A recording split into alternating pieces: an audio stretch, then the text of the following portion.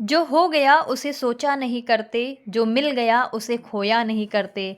हासिल उन्हें होती है सफलता, जो वक्त और हालात पर रोया नहीं करते। वेरी गुड मॉर्निंग फ्रेंड्स, स्वागत है आप सभी का आपके अपने चैनल ऑनलाइन स्टडी पॉइंट में। और आज है 8 नवंबर। आज हम देखेंगे 8 नवंबर के महत्वपूर्ण करंट अफेयर्स प्रश्नों को। दोस्तों, अगर आपने अभी तक हमारे चैनल को सब्सक्राइब नहीं किया है तो फटाफट सब्सक्राइब कर लीजिए और साथ ही बेल आइकन ज़रूर दबा लीजिए ताकि हमारे वीडियोज़ की नोटिफिकेशन आपको मिलती रहें। चलिए शुरू करते हैं आज की महत्वपूर्ण वीडियो को। आज का पहला सवाल है, हाल ही में कौन दुनिया की सबसे लंबे समय तक शासन करने वाली महिला प्रमुख बन गई हैं? तो इसका सही जवाब है ऑप्शन बी, शेख हसीना। दोस्तों, बांग्लादेश की प्रधानमंत्री शेख हसीना दुनिया की सबसे लंबे समय तक शासन करने वाली महिला प्रमुख बन गई हैं। ये हैं शेख हसीना जी, जैसा कि आप पिक्चर में देख रहे हैं। टाइम ने अपनी हालिया कवर स्टोरी में बांग्लादेश की प्रधानमंत्री शेख हसीना को प्रकाशित किया है, जो 76 वर्ष की आयु में बांग्लादेश के इतिहास में सबसे लंबे समय तक शासन करने वाली महिला प्रमुख बन गई हैं। शेख हसीना बांग्लादेशी राजनीति में एक प्रमुख हस्ती रही हैं, जो शुरुआती दौर में 1996 से 2001 तक प्रधानमंत्री के रूप में कार्य कर चुकी हैं और उसके बाद 2009 से अभी तक देश की प्रधानमंत्री के रूप में कार्य कर रही हैं। तो इसे आप लोग याद रखिएगा, ये बहुत ही महत्वपूर्ण प्रश्न है जो आपसे अक्सर पूछा जा सकता है। बात करें बांग्लादेश की तो इसकी राजधानी है ढाका। राष्ट्रपति हैं मोहम्मद शहाबुद्दीन। प्रधानमंत्री हैं यहाँ की शेख हसीना, जैसा कि मैंने आपको पहले ही बताया। और यहाँ की मुद्रा है टका। तो इन तथ्यों को भी आप लोग ध्यान रखिएगा। अब देख लेते हैं नेक्स्ट, हाल ही में कौन अंतर्राष्ट्रीय सौर गठबंधन का 95वां दिवस बन गया है? तो दोस्तों, अंतर्राष्ट्रीय सौर गठबंधन का 95वां सदस्य कौन बना है? तो यह बन गया है चिली। दोस्तों, चिली को 95th member of the international solar alliance के रूप में घोषित किया गया है। इंटरनेशनल सोलर अलायंस की बात करें तो इसकी इस्टेब्लिशमेंट हुई थी 30 नवंबर 2015 को। और इसकी फाउंडेशन कहाँ रखी गई थी? तो पेरिस, फ्रांस में रखी गई थी। इसमें वर्तमान में 120 सदस्य शामिल हैं। और इसका हेडक्वार्टर कहाँ है? तो इसका हेडक्वार्टर है भारत के गुरुग्राम, हरियाणा में। तो इन तथ्यों को आप लोग ध्यान रखिएगा। दक्षिण अमेरिकी देश चिली अंतर्राष्ट्रीय सौर गठबंधन का 95वां सदस्य बन गया है। आईएसए 120 से अधिक हस्ताक्षरकर्ता देशों का गठबंधन है और इसकी स्थापना भारत और फ्रांस के संयुक्त प्रयास के रूप में की गई थी। वर्तमान में 116 देश ऐसे हैं जिन्होंने आईएसए फ्रेमवर्क समझौते पर हस्ताक्षर कर रखा है। तो इन तथ्यों को आप लोग ध्यान रखिएगा। अब जान लेते हैं चिली के बारे में। राजधानी है इसकी सैंटियागो। राष्ट्रपति हैं गैब्रियल बोरिक और मुद्रा है यहाँ की चिलियन पेसो। तो इन्हें भी आप लोग ध्यान रखें। अंतर्राष्ट्रीय सौर गठबंधन की बात करें तो इसकी स्थापना हुई थी 30 नवंबर 2015 को। मुख्यालय है गुरुग्राम, हरियाणा में। और महानिदेशक कौन है? तो अजय माथुर हैं। नेक्स्ट है, हाल ही में शिशु संरक्षण दिवस कब मनाया गया? इसका सही जवाब है ऑप्शन सी, 7 नवंबर को। दोस्तों, 7 नवंबर को शिशु संरक्षण दिवस मनाया गया, जो कि नवजात शिशुओं की सुरक्षा से संबंधित है। उसके संबंध में जागरूकता फैलाने का काम करता है ताकि जो शिशु मृत्यु दर है उसमें कमी लाई जा सके। यह दिन लोगों के बीच शिशु देखभाल के महत्व के बारे में जागरूकता पैदा करने के लिए समर्पित किया गया है और खासकर नवजात शिशुओं के विकास के शुरुआती वर्षों के दौरान के लिए। इस वर्ष इसकी थीम क्या थी दोस्तों? तो आपको बता दें, इसकी थीम थी ensuring every child's right to thrive, यानी हर बच्चे को जीने का और उसको फलने फूलने का अधिकार है। यह दिन दुनिया भर में बाल मृत्यु दर को कम करने के लिए मनाया जाता है। तो आप लोग ध्यान रखिएगा कि शिशु सुरक्षा दिवस क्यों मनाया जाता है। तो ये नवजात शिशुओं की मृत्यु दर में कमी लाने के लिए प्रयासरत है और इसी कारण लोगों को ज़्यादा से ज़्यादा जागरूक किया जा रहा है कि वो नवजात शिशुओं की अच्छी से देखरेख करें और उनको अच्छे से पालन पोषण करें। अब देख लेते हैं नवंबर माह में मनाए जाने वाले कुछ अन्य प्रमुख दिवसों को। 7 नवंबर को मनाया जाता है शिशु सुरक्षा दिवस। 8 नवंबर को मनाया जाता है अंतर्राष्ट्रीय रेडियोलॉजी दिवस। और 9 नवंबर को मनाया जाता है राष्ट्रीय विधिक सेवा दिवस। 10 नवंबर को मनाया जाता है शांति और विकास के लिए विश्व विज्ञान दिवस। तो दोस्तों, इन दिवसों को आप लोग ध्यान रखिएगा, यहाँ से अक्सर प्रश्न पूछे जाते हैं। स्पेशली 9 नवंबर की जो डेट है ये बहुत ही ज़्यादा खास है। राष्ट्रीय विधिक सेवा दिवस के रूप में इसे मनाया जाता है। नेक्स्ट है, हाल ही में किस राज्य को ग्लोबल रिस्पॉन्सिबल टूरिज्म अवार्ड 2023 प्राप्त हुआ है? इसका सही जवाब है ऑप्शन सी, केरला राज्य को। टिकाऊ और महिला समावेशी पहल को बढ़ावा देने के लिए केरल रिस्पॉन्सिबल टूरिज्म मिशन को ग्लोबल रिस्पॉन्सिबल टूरिज्म अवार्ड 2023 दिया गया है। केरल को best for local sourcing craft and foods ready में पुरस्कार दिया गया है और ग्लोबल रिस्पॉन्सिबल टूरिज्म अवार्ड जो आता है, इसकी स्थापना रिस्पॉन्सिबल टूरिज्म पार्टनरशिप और international centre for responsible tourism द्वारा की गई थी। तो इसे आप लोग ध्यान रखिएगा, केरल बन गया है ग्लोबल रिस्पॉन्सिबल टूरिज्म अवार्ड का प्राप्तकर्ता। बात करें केरल राज्य की, तो इसकी राजधानी है तिरुवनंतपुरम, राज्यपाल हैं आरिफ मोहम्मद खान, मुख्यमंत्री हैं पिनरई विजयन और लोकसभा सीट है यहाँ से 20, राज्यसभा सीट है 9।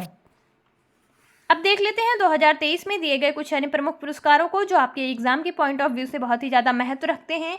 अंतर्राष्ट्रीय सांख्यिकी पुरस्कार 2023 किसे दिया गया है? कल्याणपुड़ी राधाकृष्ण राव को। लिपजिंग बुक पुरस्कार 2023 किसे दिया गया है? मारिया स्टेपनोवा को। वीरता पुरस्कार पाने वाली वायुसेना की पहली महिला अधिकारी कौन बनी है? Deepika Mishra. World press photo पुरस्कार से किसे नवाजा गया है? तो यह नवाजा गया है एवगेनी मालुलेटक को। तो दोस्तों ये आप लोग जरूर याद रखिएगा, वर्ल्ड प्रेस फोटो पुरस्कार 2023 और लिपजिंग बुक पुरस्कार किसे दिया गया है, ये बहुत ही ज़्यादा महत्वपूर्ण प्रश्न है। नेक्स्ट है, हाल ही में किसने सैयद मुश्ताक अली ट्रॉफी का खिताब जीत लिया है? तो इसका सही जवाब है ऑप्शन सी, पंजाब टीम ने। पंजाब की क्रिकेट टीम ने बड़ौदा की टीम को हराकर पहली बार सैयद मुश्ताक अली ट्रॉफी का खिताब जीत लिया है। पंजाब की ओर से अनमोलप्रीत सिंह ने शानदार प्रदर्शन किया और अनमोलप्रीत सिंह सैयद मुश्ताक अली ट्रॉफी के फाइनल में शतक जड़ने वाले पहले क्रिकेटर बन गए हैं। सैयद मुश्ताक अली ट्रॉफी भारत में एक घरेलू T20 क्रिकेट चैंपियनशिप है जिसे BCCI द्वारा आयोजित कराया जाता है। तो दोस्तों यह सैयद मुश्ताक अली ट्रॉफी जो है ये किससे संबंधित है? क्रिकेट से संबंधित है। ये भी एक अलग प्रश्न बन सकता है, तो इसे आप लोग ध्यान रखिएगा। और किसने जीत लिया है? तो यह पंजाब की क्रिकेट टीम ने जीत लिया है। अब देख लेते हैं 2023 में दिए गए कुछ अन्य प्रमुख खेल पुरस्कारों को। रणजी ट्रॉफी 2023 का खिताब किसने जीता है? सौराष्ट्र ने। हॉकी एशिया कप 2023 किसने जीता है? भारत ने। ऑस्ट्रेलियन ओपन 2023 का खिताब किसने जीता है? नोवाक जोकोविच ने। ICC अंडर 19 विश्व कप 2023 किसने जीत लिया है? भारत ने। दोस्तों इन खेल पुरस्कारों को आप लोग जरूर नोट डाउन कर लीजिए, इनका बार बार रिवीजन करते रहिए क्योंकि यहाँ से बहुत ही ज़्यादा प्रश्न पूछे जाते हैं और बहुत ही बार प्रश्न अक्सर आपको मिलेंगे ज़रूर। हाल ही में किसने 7वां पेरिस मास्टर्स खिताब 2023 जीत लिया है? इसका सही जवाब है ऑप्शन बी, नोवाक जोकोविच। ये है नोवाक जोकोविच अपने अवार्ड के साथ, जैसा कि आप पिक्चर में देख पा रहे होंगे। नोवाक जोकोविच ने फाइनल में ग्रिगोर दिमित्रोव पर 6-4, 6-3 की शानदार जीत के साथ अपना 7वां पेरिस मास्टर्स खिताब हासिल कर लिया, जिससे वह 8वीं बार साल के अंत में नंबर 1 रैंकिंग हासिल करने के करीब पहुंच गए हैं। 36 वर्षीय खिलाड़ी ने टूर्नामेंट के सबसे उम्रदराज चैंपियन के रूप में अपने ही रिकॉर्ड को पीछे छोड़ दिया है और अपना 40वां मास्टर्स 1000 खिताब जीत लिया है। अपनी जीत का सिलसिला 18 मैचों तक इन्होंने बढ़ा दिया है। तो दोस्तों इसे आप लोग ध्यान रखिएगा, नोवाक जोकोविच बहुत ही ज़्यादा फेमस प्लेयर हैं और इनके नाम कई सारे रिकॉर्ड भी बन रखे हैं, तो इन्हें आप याद रखिएगा।